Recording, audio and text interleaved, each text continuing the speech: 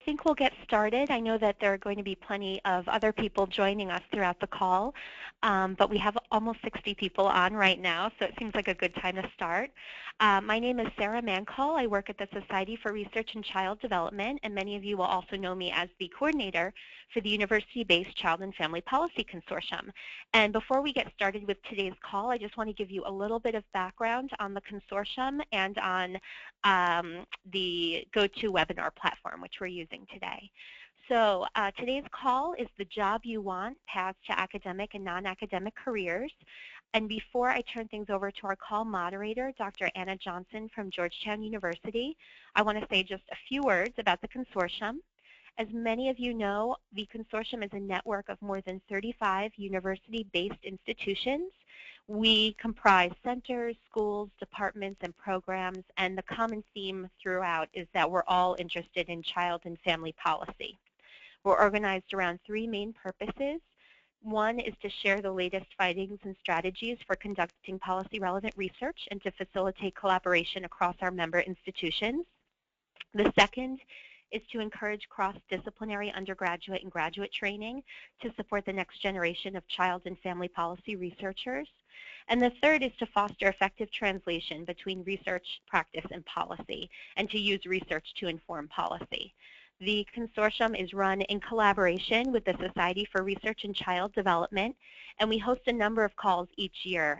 So if you're interested in learning more about the consortium or having your institution join the consortium, I'm actually going to show a slide right now.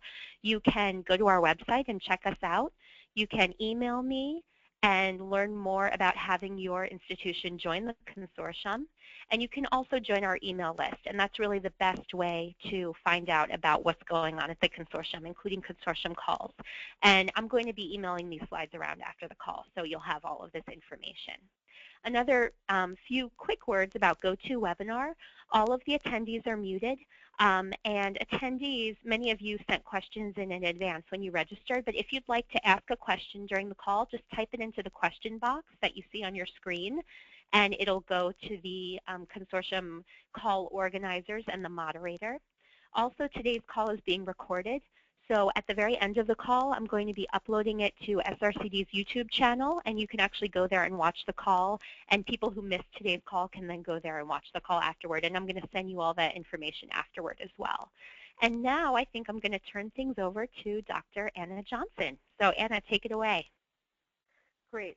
Sarah, if you could, yeah, I was just going to say the today's speaker slide. So I am Anna Johnson. I'm an assistant professor in the Department of Psychology at Georgetown University, and I am really excited to be moderating today's call. This is something that we did a couple of years ago, and it's just always very, very successful. I think we get a lot of really great questions from early career scholars, and I include in that, those who are students and those who are kind of just, post-doctorate, so immediately post-doctorate in the years right after finishing your PhD.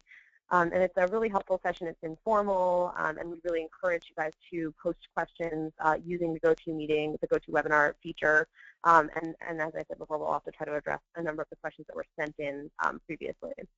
So I want to not waste any time, and we have a number of really, really amazingly qualified and really interesting speakers to help flesh out what it means to think about jobs, job options coming out of your doctorate, the kind of training that you receive while you are a student, and then how you use that training to kind of seek and obtain different potential postdoctoral jobs. So those presenters are Erin Bumgarner, who's a senior research analyst at Apt Associates, Terri Sabol, who is an assistant professor in the Human Development and Social Policy program at the School of Education and a Social Policy Faculty Associate, as well as affiliated with the Institute for Policy Research at Northwestern University, and then Lindsey Hutchison, who's a social science analyst in the Office of the Assistant Secretary for Planning and Evaluation, or ASPE, in the Federal Department of Health and Human Services.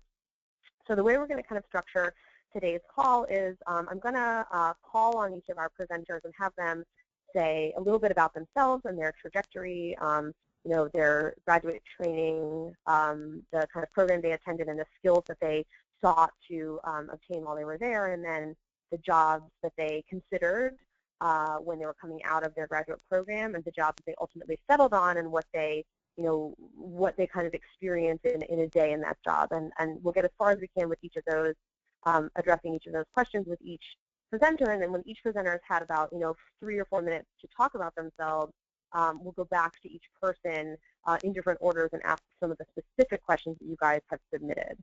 So we'll start just by going in order the way they're listed on the slide. So Erin, if you could start by telling us a little bit about your graduate training and what led you to the job you ultimately got, and that would include the kind of skills you sought in graduate school and the experiences you had that helped shape the job search you eventually conducted and the job that you eventually accepted.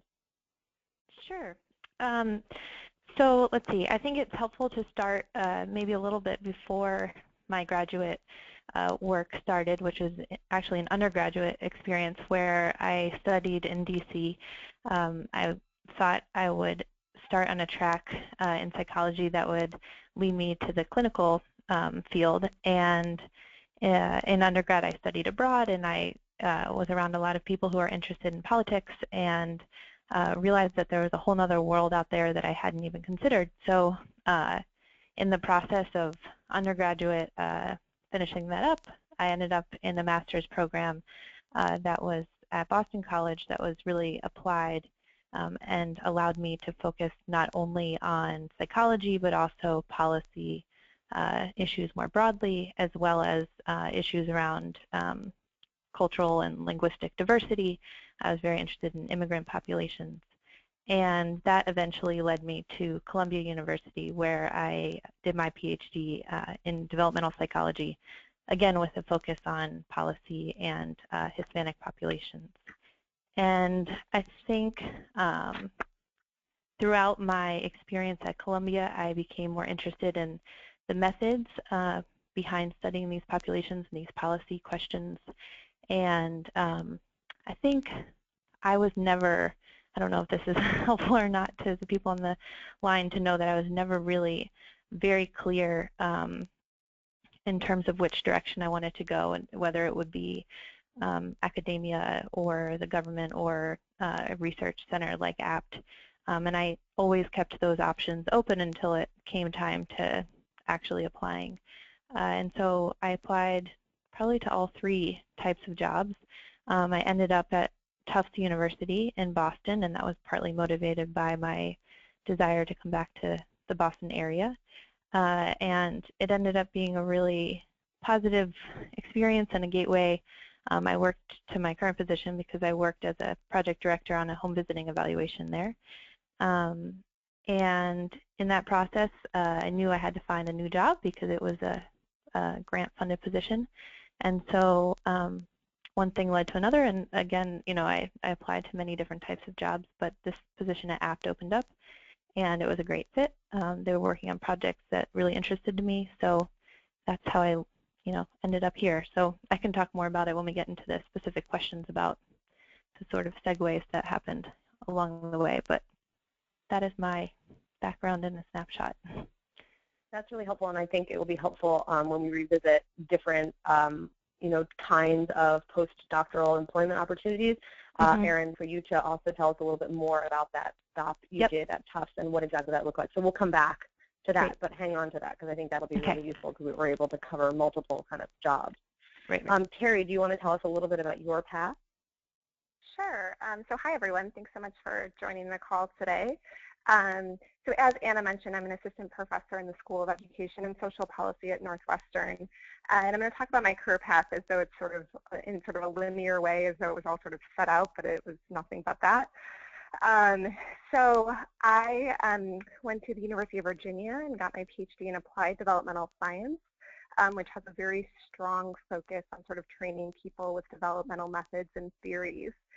But I was trained by both a clinician and an economist.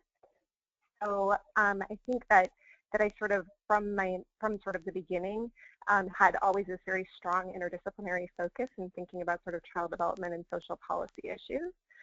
And I can't say that I was always certain I would go into academia, but I knew that there were sort of these things that I loved, and that if I sort of followed those through, that I would sort of, it would become clear to me. So I knew I loved the content. I focused mainly on early childhood education. I knew that I loved research and thinking and analyzing. And I knew I also loved school, which I would imagine hopefully many people, since we've spent much time in school, also love school. And so I figured sort of in graduate school, I sort of played around with different options, sort of keeping academia as sort of the center, but also open to other options for a career. I graduated, my PhD program was 4 years, which, I can sort of talk about the pros and cons of that. We had funding for 4 years, and most people graduated in 4 years. So it always was very clear to me that I would have to do a postdoc in order to be competitive on the job market. So then I did a postdoc at Northwestern in the Institute for Policy Research.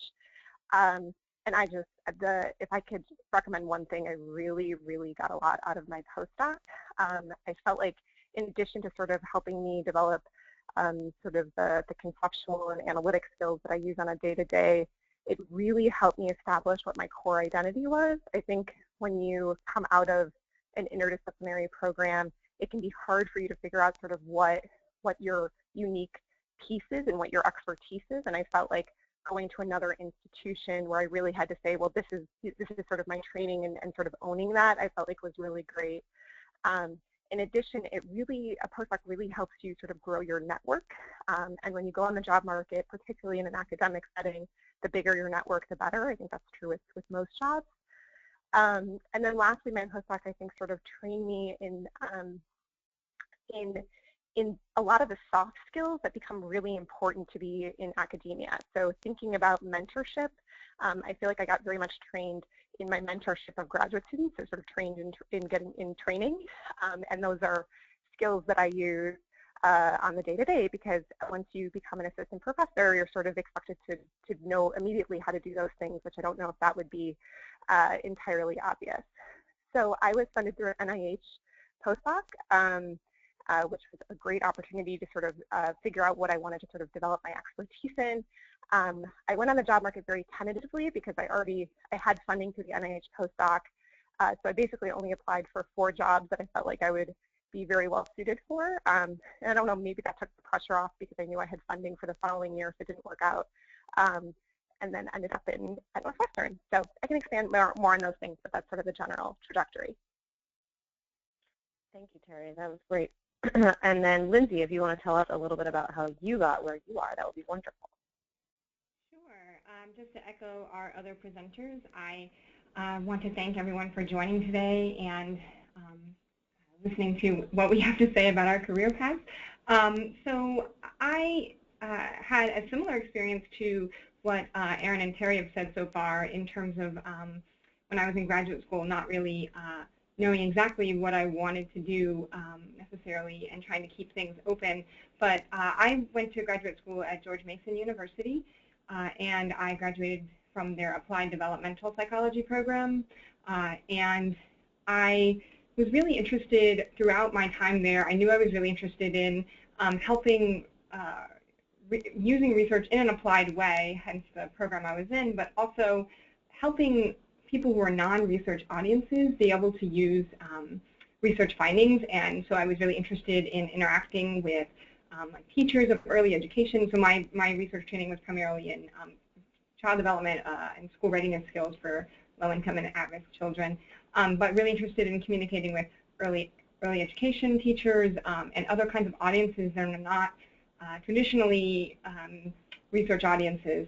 And I also found out very early on in my time at George Mason about the Society for Research and Child Development Policy Fellowship, and I thought that sounded really interesting, but I was also not really sure what I wanted to do when I graduated, so I tried to keep open a lot of different possibilities as I was progressing. But I think something that really shaped where I ended up was about after my second year of grad school, I decided to do an internship over the summer with the National Head Start Association.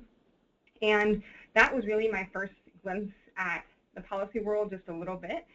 Working with the NHSA, I had the opportunity to sit in on some meetings with different folks from the federal government that came to speak with NHSA staff, and I had the opportunity to go to the Hill and sit in on some meetings with House representatives, and that was really fascinating to me. And I had very little background in policy, and I just that experience led me to then try to take a couple of policy courses in school that were outside of my program. And meanwhile, I was continuing to develop my research skills and really hone my specific area that I was interested in. And then when it was time to apply for jobs, I did apply to a number of academic positions, some postdoc positions, and I also applied to the fellowship.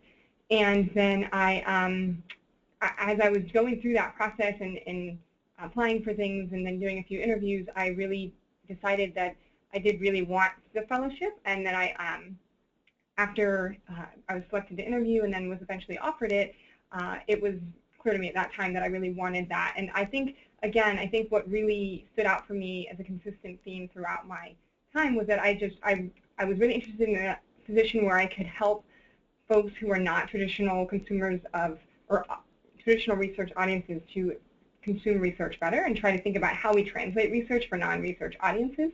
And the fellowship is designed just for that. And so I came into the fellowship, I came into the federal government through the SRCD Policy Fellowship a couple of years ago in the office I'm currently in the Department of Health and Human Services.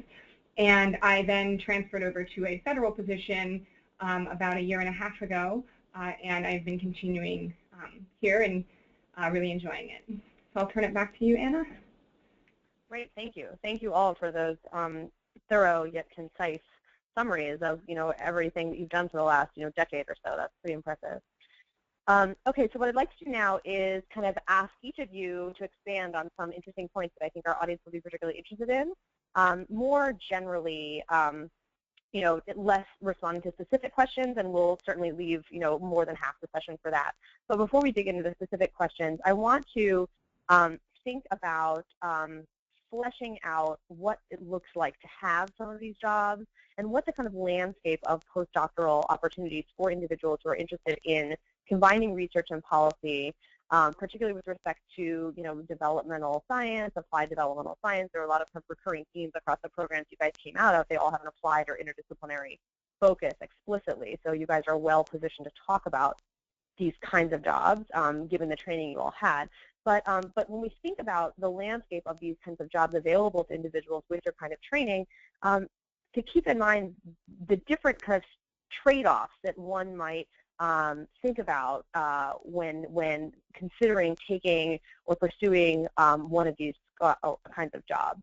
And I think one thing that's helpful is to think about kind of specific points of comparison. And if you're looking at the slides that are available via the Gotowebinar interface, you'll see we've come up with a short list of things that we might consider points of comparison across different kinds of postdoctoral and postgraduate jobs. And this is by no means an exhaustive list, but a list of things that we might consider dimensions that might kind of allow us to compare these jobs to each other in a way that helps us refine and draw some conclusions about when might this particular job be a good fit, depending on what your priorities are, versus this other job. So Terri, I'm going to start with you, and I just want to ask you to think about these different points of comparison. And for those of you who aren't looking at the slideshow, those are things like salary, scholarly flexibility, and that would be like freedom to design your own research program or come up with your own research questions, logistical flexibility, which would be flexibility to determine your weekly work schedule. Do you work 9 to 6 in an office? Do you have billable hours versus more flexible work hours and work schedule? Opportunities for collaboration, opportunities for dissemination beyond kind of peer-reviewed journal articles, and then opportunities for training in your professional position. So keeping these different points of comparison in mind, Terri, how would you say you thought about the postdoc that you pursued? If you could tell us a little bit about what you mean by you had an NIH-funded postdoc, when you selected that postdoc opportunity, which of those dimensions did you feel like it satisfied? And then with your current job, how do you see that kind of fitting in? Sure. So NIH has this amazing funding opportunity for people who have recently graduated from PhD programs. It's called an F32. I don't have the exact phrase, but it's like the Ruth Christensen postdoctoral fellowship. And the basic idea is that you go to a different institution that from where you were trained in graduate school, and you get leading scholars from that institution to train you in something that is different but related to what you got your graduate school degree training in. So for an example of what I sort of pitch mine as is that I had very strong training in thinking about classroom quality and early childhood education programs, but much less in terms of thinking about families and social policy issues. And so basically was able to get 3 faculty at Northwestern to say that they would be my mentors to help me sort of improve my, my skills in those areas. And so for that, the very highest sort of thing that I was thinking about is sort of opportunities for training, that I knew I would be a better scholar if I could sort of pick up a new set of skills that I could, as long as I could sort of make sure it wasn't completely unrelated to what I was interested in, but just sort of expanding my understanding of the influences on young children's lives, that I could sort of pick up that training at a new institution. And then what's also wonderful about that sort of postdoc training is that you have a lot of freedom to design what your own research program is. So you're coming up with the questions that you want to answer. Many of those questions were really questions that were sort of left over from my dissertation that I sort of was like really excited to answer. And you know, what was a little bit unusual about that is that you're supposed to sort of, you know, you're supposed to be secondary data analysis, but I was also working on an intervention that my advisor at the time at Northwestern was running. So I got sort of a combination of doing sort of spending some of my days like thinking about project management and data collection, and then the other part of my week sort of thinking about writing up papers and analysis. And I think that actually was pretty good training for sort of my current job. The salary is not high, so I wouldn't go into that expecting that you're going to make the big bucks. But the opportunities for collaboration with other scholars, because you have to get these leading researchers on your postdoc, that I mean, there's kind of no better way to do it. And so, you know, the extent to which a postdoc of that nature, of which there are many, I think, where you can sort of write your own grant and then find someone who, you know, would be your advisor on that, I think is a really great option. Certainly the reverse of those options. So we have a postdoc right now who is funded mainly on project money, and, you know, that's another great option as long as you're sort of very clear about, you know, how much writing you can get done versus how much project management you might do, depending on your interest. I mean, it just sort of depends on what your ultimate goal is. For my current job, you know, the number one reason I selected this job is due to sort of the freedom to design your own research program. I've heard it described that faculty are like mini entrepreneurs, and I think that's very much true. So you're kind of running a small business, creating your own lab, thinking about what are sort of the main research questions you want to answer, and figuring out how to get the resources to answer those research questions. But also, it's certainly not like you're sitting alone in a room all day, you know, coming up with grants on your own and writing papers alone. It's very much a collaborative process, and, you know, trying to get collaborations of people at all different institutions at all different levels has been really probably the most fun part of my job right now in terms of thinking about collaboration. But it certainly is, at the end of the day, you know, the importance of sort of being able to sit down and write a paper and really analyze and spend time getting into that. I definitely would say that what I love about my job is that I could spend, well, I guess, like what I did this week, like I could spend a week going down a road that I'm really excited about, getting really deep, learn the methods, the theoretical framing, whatever it may be, and that might not end up working out. So you can sort of take some risks. You know, you're going to assume that some of your ideas are going to pan out and some aren't. But I think that's the really fun part, is to sort of play around with different ideas and having a lot of freedom to do so. Thanks, Terri. That's really helpful and a nice transition, because I'm going to ask Erin next. So for our listeners, I think one of the themes that has emerged for me as I thought about my own career path, and I would say that I sound a lot like Terri when I answer those kinds of questions.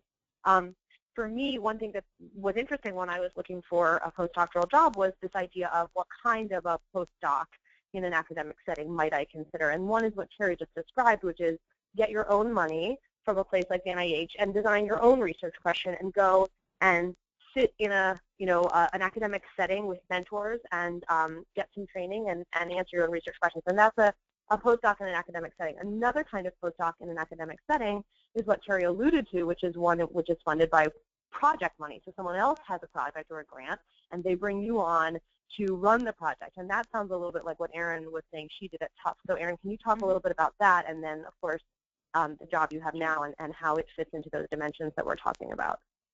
Definitely. So the job that I had at Tufts was, sometimes we refer to it as a postdoc, and sometimes I didn't. It's the things that made it seem like a postdoc were that it was relatively short term. So it was a 2-year position, and with the possibility of staying on longer. And for that reason, it seemed like a postdoc to a lot of people. But in many ways, it was different, mainly because I was working as a project manager. So I had less flexibility in terms of, running off and trying to pursue my own individual research interests. I got a lot of great experience in terms of managing small groups of people, and I would say that that's been really helpful in terms of transitioning into this new job at APT, because I was responsible for a lot of administrative-related tasks, everything, hiring people, budgeting people's time, organizing weekly check-in meetings, doing a lot of that type of work, which I now do at APT, but on a larger scale. So I think that it's somewhat different in that respect. And related to that, there's also less time to do my own publishing. So if that's something that, I would say now there are a few publications coming out from that experience where I'm, I don't know, maybe 4th or 5th author in a group of, a dozen authors. But I didn't really have time to generate first author publications unless I wanted to do it outside of work hours or on the weekend. So that's something to keep in mind. I think it's similar to a place like APT in that you are sort of constrained by the grant dollars and the people that are funding you to answer the research questions that they're proposing and that they're interested in, and then you sort of reap the benefits in terms of publications down the road. But I do think it's great, like I said, for getting some smaller management experience that can demonstrate your, which is, they were very interested in when I was interviewing here at APT. In terms of logistics, the pay, it wasn't terrible, but I think it was better than other traditional postdoc positions. So that was something that I found to be interesting, and not just the pay, but I think the actual benefits and the expectations around the time off were a little bit different as well in terms of the way that HR classifies you. Not that one is better or worse than the other, they're just different. And then I think just the other, in terms of dissemination, I would say I think it was really exciting to see that the work that I was doing generated annual and final reports that then I presented to our funders, and felt like, not only to our funders, but also to practitioners and other program people. And so I felt like the work I was doing was very applied and was actually reaching people who would use the information. So I know that there's always that sort of tension around whether how the information is being disseminated, if it's going to research or policy people. And in the position where I was at Tufts, it was very much to policy folks, just like it is here at APT. So I think in that way it was a good transition to the place where I am now. So I'll pause there. I'm sure other people have that's to say. That's great. That's very helpful also. And I think what I would say about salary, for those who are interested in this, I think most of us probably did not pursue a PhD because we thought there was going to be a pot of money at the end. So this is probably a shock to no one. But recent numbers suggest that the range of postdoc salary can be from about $45,000 to $50,000 a year, which would be what an NIH postdoc might offer you, or the lower end of some of these grant-funded, project-based postdocs at academic institutions, to the upper range, which I would say, depending on your years of experience, before, during, or after PhD, would be something like $85,000 at a private or nonprofit research firm. So those are kind of loose numbers based on kind of anecdotal evidence I've collected talking to peers at peer institutions and other survey research firms. But I think I would say that the range seems to be between 50 and 85,000. And if other folks have different impressions, you should feel free to correct me on that. But Lindsey, I would love to hear from you about what you did, because you did neither a postdoc project-based at an institution nor a self-funded postdoc at an academic institution, but instead did this SRCB policy fellowship. So what, how does that kind of stack up in terms of these dimensions that we're thinking about considering these jobs against each other? Sure. Yeah. So I think that obviously going into a policy setting and choosing to do the policy fellowship is a little bit different from the other opportunities we've heard about, but there are definitely some overlap and similarities.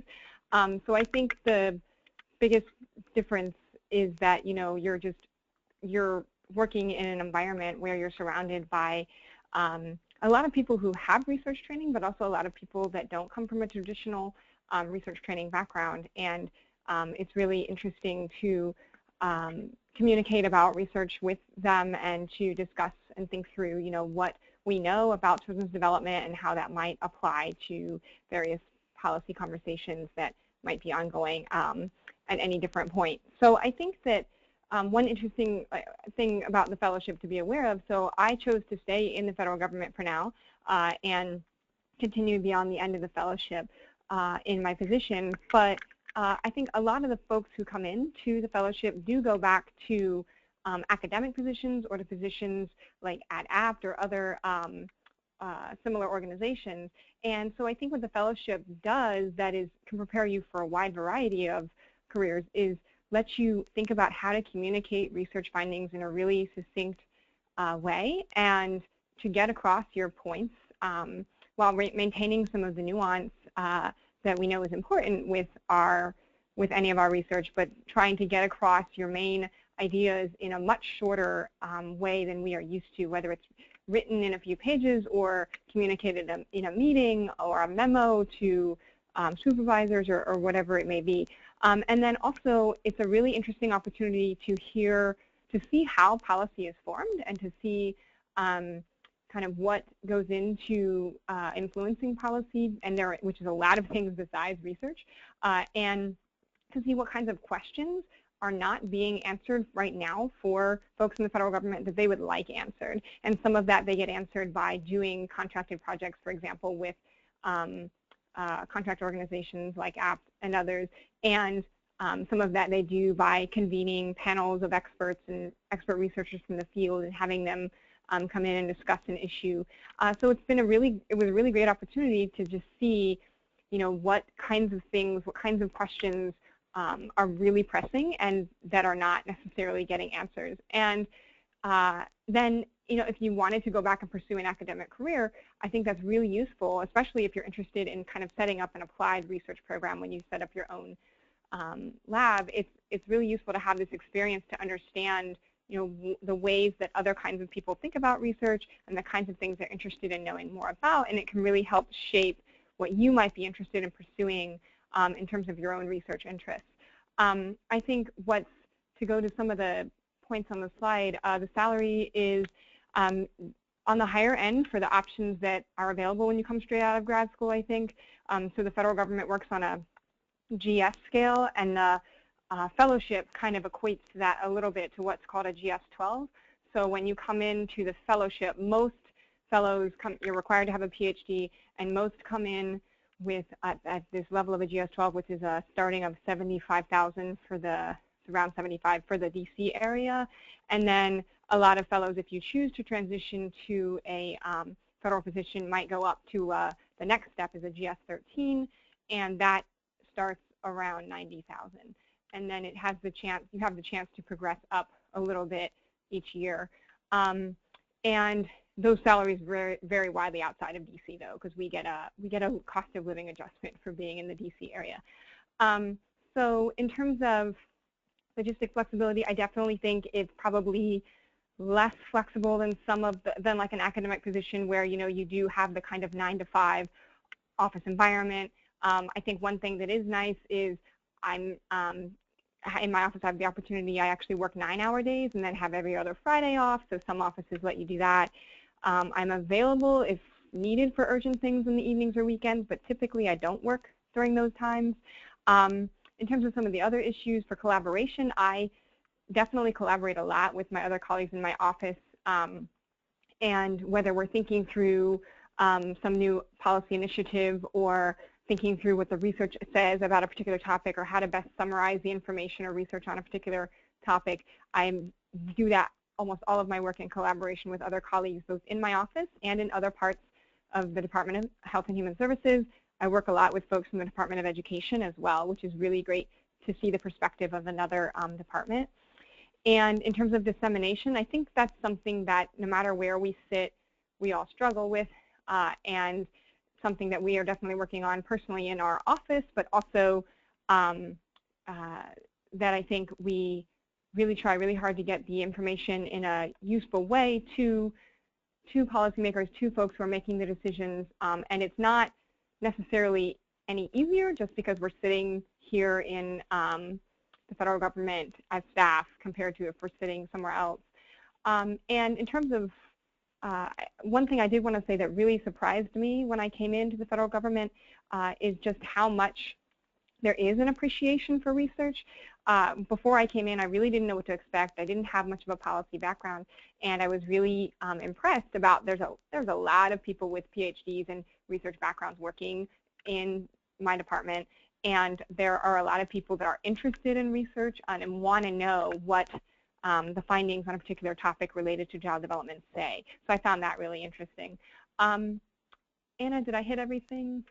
I think so. Yeah, I think that was great. I think you got pretty much everything, and I'm hoping that that we'll be able to touch on a few more, expand on some of the things you just mentioned when we get into the questions. So let's look at some of the questions that folks submitted ahead of time. And again, if people have new questions that are popping up as we're talking, just post them in the little question box on your Gotowebinar little blue and white pop-out box there. But in the meantime, I'm going to stick with Lindsey for a second because I think there's something you just said that dovetails nicely with a chunk of questions. There's kind of a cluster of questions we received around one that's kind of specific to the SRC Policy Fellowship, which is really what did you think were the skills that made you competitive for the SRC Policy Fellowship straight out of graduate school? And then related to that, more broadly, and this is where you can answer this, Lindsey, and then we'll move on to the other folks, what skills and experience in general do you recommend developing in graduate school that would help you be an attractive job candidate?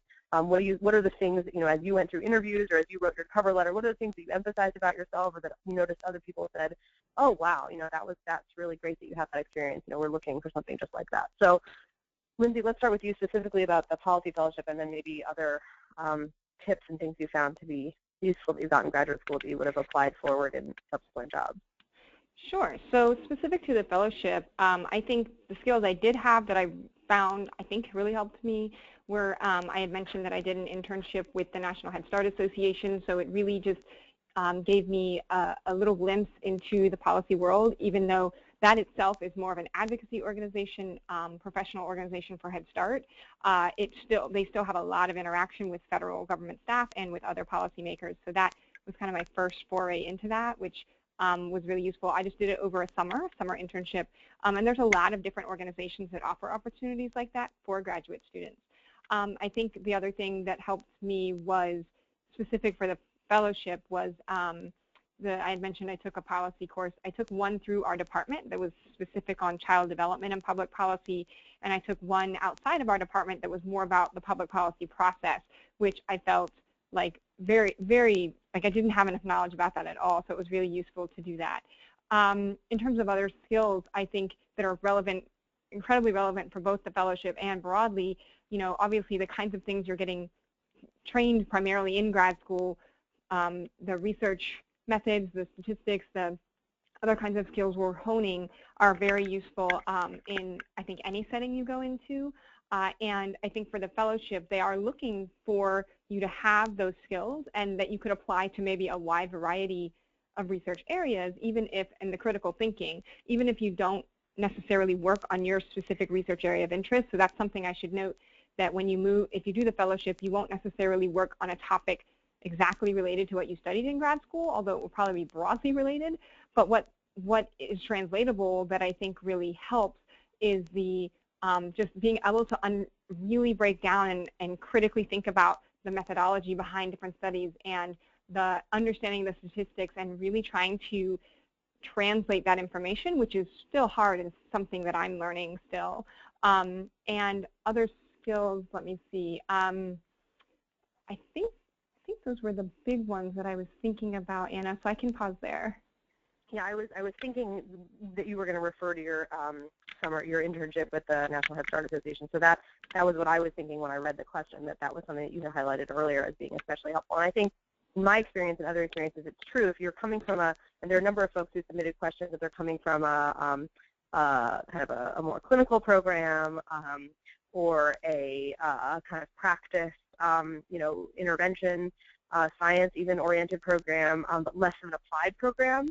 And I think that those are the folks that could really benefit from doing an internship somewhere and making those connections and being able to then write in subsequent job applications and philosophy of work statements and cover letters about those kind of applied experiences to supplement the graduate training if it wasn't so applied. So Terri, I'll ask you to think about that question as well. So what were you think the key things that helped make you competitive for your for your current academic job? So I think it is seeming more and more unlikely that folks will go straight from a graduate program to an academic job. So I recognize that you stopped over for your postdoc for a couple of years, but it sounds like when you were talking about the skills you got out of your postdoc that you highlighted interdisciplinary training that you got through the postdoc. So you had said you had done applied work focused on early care and education quality in grad school with an economist and an education person, and then you went on to obtain skills in social policy and kind of families and systems. And so do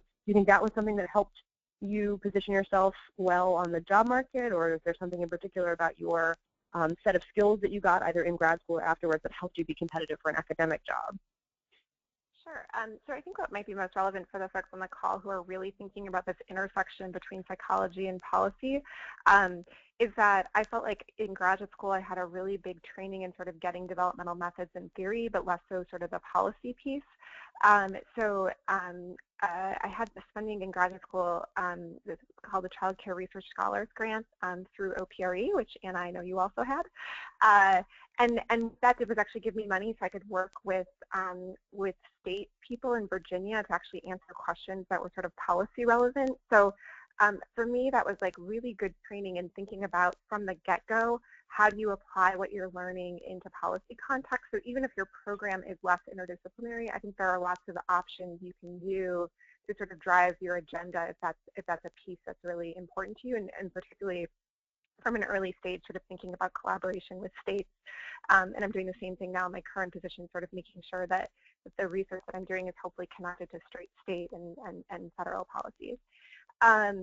In terms of other skills, in terms of other training, I sort of echo the sort of methodology pieces and statistics and sort of getting well versed in, so sort of having, if it's potentially that you use econometrics or statistics or whatever it may be, being able to speak multiple languages I found makes you really competitive. So having the core identity, but then if you're talking to a sociologist or an economist or whoever it may be, being able to sort of speak that language I think has been really helpful on the market.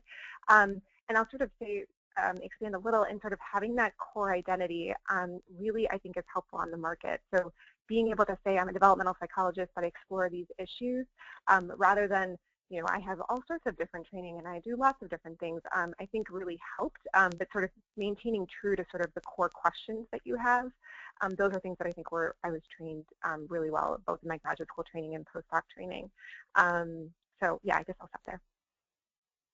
And Erin, you had mentioned that your project management experience at your immediate postdoc job at Tufts helped make you think, competitive for your job at Apt. Can you say more about that and add any other things you thought were particularly helpful when you went on the job market and ultimately obtained a job at one of the most kind of respected research firms out there? Thank you. Yeah, so I think that the management piece was really critical for my application here. I think I had a lot of similar experiences of things that have already been mentioned in terms of, the policy exposure and the statistics and the methods. And going to Tufts helped me, it brought a new perspective, first of all, on those things, because that was something I didn't quite understand. At Columbia, they have, you learn one way of doing things from your advisors, and then, I went to a new place and learned that there are different perspectives and approaches to a lot of the policy and stats work. So it was good exposure in that sense, and like ultimately here at APT, I feel like I have a more comprehensive understanding of those pieces. But what was really missing, I think, if I had applied for the APT job right out of my PhD program, would have been the management piece, and also probably some of the grant writing pieces. I had a little bit of that experience from the dissertation grant that I had in my PhD program. But I think being able to work in a collaborative setting with supervising undergrads and a few master students and a few even PhD and other postdocs to work towards achieving a concrete deliverable and showing that I could do that and talk about that during my job interview was really valuable. And then being able to, right now we're entering proposal season here at APT, and so being able to talk about some of the grant writing experience, I don't think that's been mentioned too much so far, but being able to talk about the types of proposals that you've worked on and ones that you've hopefully won, I feel like, having that sort of concrete evidence that backs up your experience is really important. And I think, it helps with the stress level when you come to a place like APT where things move very quickly and you're billing your hours. I know that was something that I forgot to mention before, but to me that was one of the most surprising, that was the learning curve for me here at APT, is trying to figure out how to bill hours. And so having that management experience and having that already figured out by the time that I got here made it a little bit easier. So that would be my suggestion. Well, so I think we'll do like a little bit of round robin about the quick question. So in one sentence, maybe two, if you can, keep your answer to one or two sentences, and I'll go through each of you. How would you answer the question, what made you decide to pursue the academic, in Terry's case, versus the non-academic in the Erin and Lindsey case jobs? And I know you guys have touched on this a little bit, but if you could distill it to one or two sentences. Terri, what would you say led you to academic versus non-academic career? Well, I think since I talked about sort of the content piece, I'd say I love mentoring graduate students, and I like teaching. And so those are things, as well as the content and the flexibility. So I guess those are the three things I was weighing when I went into it. And by content and flexibility, you're thinking of the ability to develop your own research questions and pursue those kinds of questions. Okay, exactly. Erin, what would you say? What led you to APT versus an academic job? First thing, when I was on the job market, I had a good friend who was going through the tenure process, and I decided during that process that I absolutely didn't want to go through that. So that was one. And then I think maybe even some advice that I got from you, Anna, along the way about prioritizing your social life and where you want to be with the people you want to be with. And so I knew that Boston was really the place I wanted to be, so that also really narrowed down my search and made it so that, there's a lot of competitive universities here. And it was a little bit harder to find an academic job in this city, so that was important. And Lindsey, what would you say to that question in one sentence or two? I would kind of echo and then add on to a little bit of something I said before, that I was just really interested in helping folks who are not traditional research audiences to consume research in maybe a more informed way.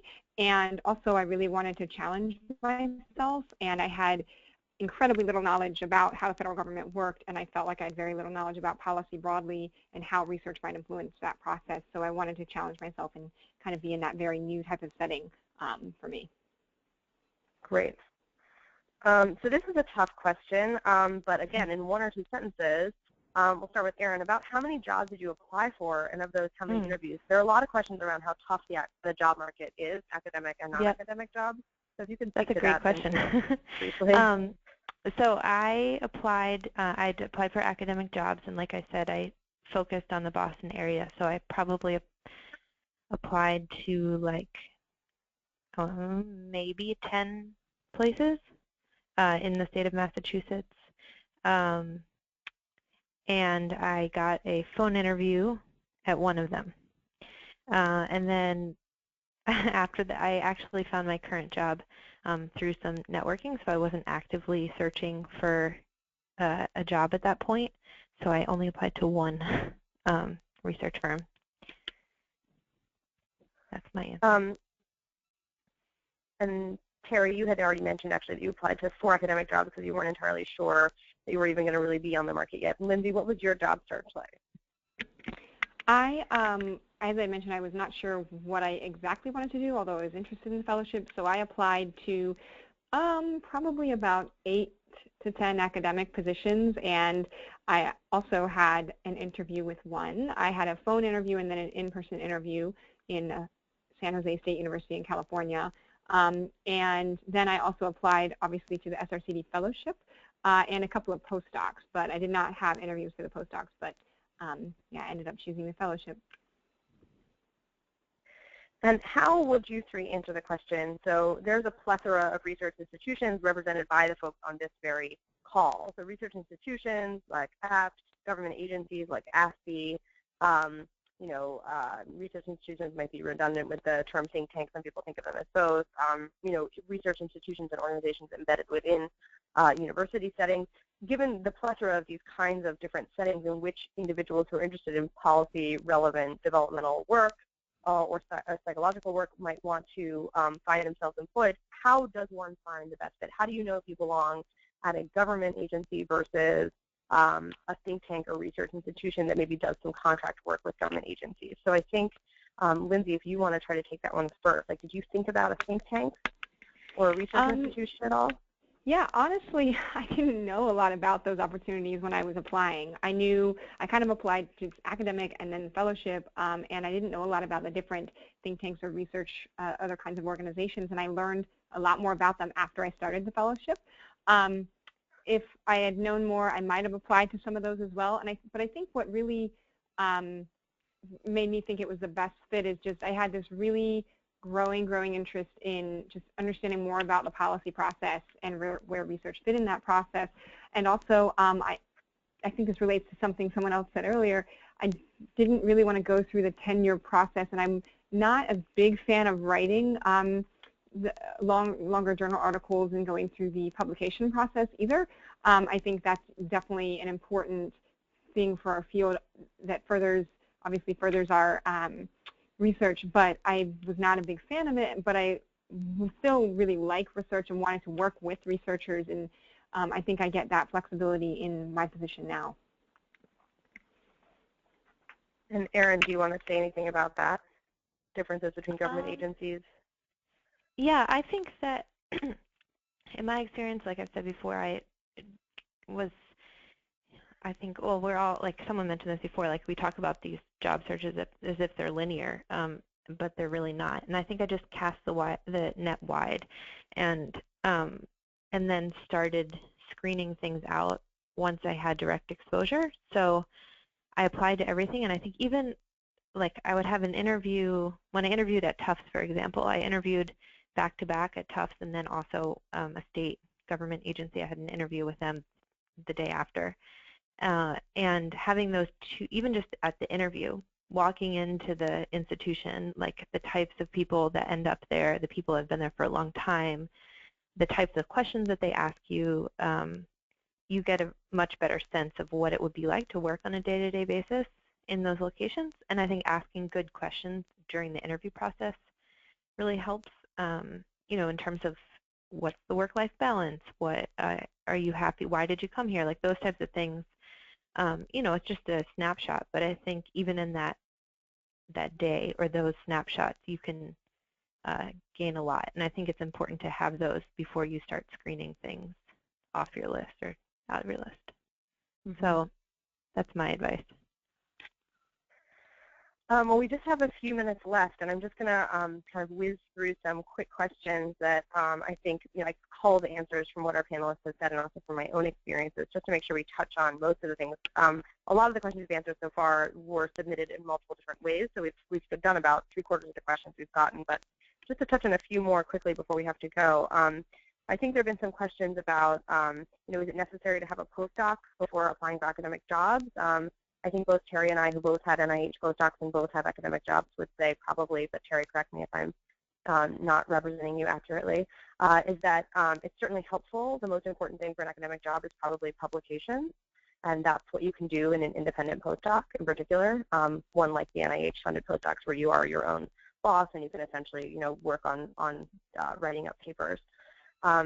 On the flip side of that, what are the key skills for a non-academic job? And we've touched on some of those, but I think if you spend a lot of time in your graduate program or your postdoc collecting data or managing projects, you probably haven't had a lot of time to publish, but what you have done is got a lot of experience in project management, budgeting, writing grants, selecting measures, piloting measures, collecting data, recruiting subjects, et cetera. And those are really valuable skills for academic jobs, of course, but also for non-academic jobs where you're going to use a lot of those skills. So I think if you find yourself in a position where you haven't had a lot of publications because you've spent your time doing these more project management jobs, then you are very well positioned to apply for a non-academic job, and then it's less important whether or not you've published as much. And did folks agree with that generally? Yeah, I think that this is Erin. I think that those are great experiences to have, very relevant to ones like APT. And I know that publishing is encouraged here. One thing actually that surprised me about coming to APT is that there's protected time and money for people. You can apply internally here at APT to protect some time to do writing and to go to conferences and to publish. So it's a little bit like an academic setting with that respect. So that was something that surprised me. I just want to mention. But yes, I think those are very relevant skills. This is Terri. I just want to add on about the publishing because I feel like we haven't spoken. I haven't done it justice, but it's very real that you need a lot of publications to go on the job market. And I know for like our job searches, if you don't have X number of publications, they won't even review your application. So I just think that the extent to which you can get publications in your postdoc if you're planning on going to academia, or if you're superstar grad student and have a lot of publications, it's a pretty cut and dry sort of rule that it's becoming increasingly common to meet those publications. Yep. And I think that pretty much covers most of the questions with 1 minute left. So Sarah, if you need to make some closing remarks, I just will thank everyone for their attention and for the excellent questions we received ahead of time, and the panelists for their participation, and let Sarah tell us what she needs to tell us. Well, thank you, Anna, and thank you to our speakers today. And I just wanted to let everyone know I'm going to advance my slide 1 because we have another call next week, which is also going to be on a very relevant topic that will probably interest everyone who is on today's call. The call is on strategies for identifying and acting on opportunities for engagement on policy issues. This call is really going to be targeting both students and early career people and the people who mentor them and who advise them. So it's going to be led by Jenny Owen from Duke, and our speakers are Cynthia Osborne at UT Austin, Sarah Langworthy at University of Minnesota, and Anna Colliner, who's actually a PhD candidate student at University of Illinois at Chicago.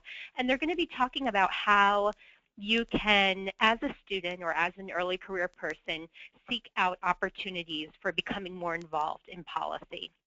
And they're also going to be speaking to what centers, university centers, departments, programs can do to encourage students to seek out these opportunities and to support them in getting these opportunities. So it's going to be a really great call. It's next Tuesday at 1 p.m. Eastern.